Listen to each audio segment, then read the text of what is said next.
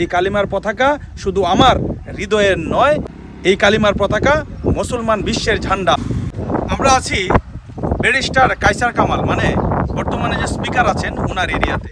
দেখেন এখানে একটা ব্রিজ কালেমার পতাকা দিয়ে ছেয়ে গেছে, কিন্তু দুঃখের এবং আশ্চর্যের বিষয় হচ্ছে আমার এরিয়াতে কিছু কালেমার পতাকা লাগানো হয়েছিল, সেই কালেমার পতাকা ছুঁড়ে ফেলে দেওয়ার জন্য কিছু মানুষ অতি উৎসাহী হয়ে উঠেছিল। আমার কথা হচ্ছে, যে দেশে আর্জেন্টিনা, ব্রাজিল কিংবা অন্যান্য দলের পতাকা যুগের পর যুগ উঠতেছে, সেই ক্ষেত্রে একটা কালিমার পতাকা উঠলে আমার দেশের পতাকার কি মান সম্মান ক্ষয় হয়।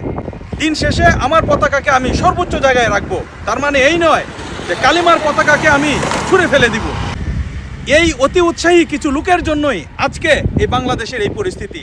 ব্যারিস্টার কায়সার কামালকে ধন্যবাদ যে উনি এই সকল আজে বাজে কথায় কান না দিয়ে এই পতাকাগুলা নামাননি। এই পতাকাগুলা ব্রিজের উপরে পড়ে আছে। কিছুদিন আগে উনি এই এলাকা থেকে ভিজিট করে গিয়েছেন, কিন্তু দেখেছেন এই কালিমার পতাকা কি হয়েছে। এই কালিমার পতাকায় আমি মুসলমান, আপনি মুসলমান, আপনার আমার মধ্য দিয়ে এই কালিমার পতাকা নামিয়ে ফেলতে হয় কেন? কি ক্ষতি হবে আমাদের এই দেশের, জানতে চাই আপনাদের কাছে। এই কালিমার পতাকা শুধু আমার হৃদয়ের নয়, এই কালিমার পতাকা মুসলমান বিশ্বের ঝান্ডা।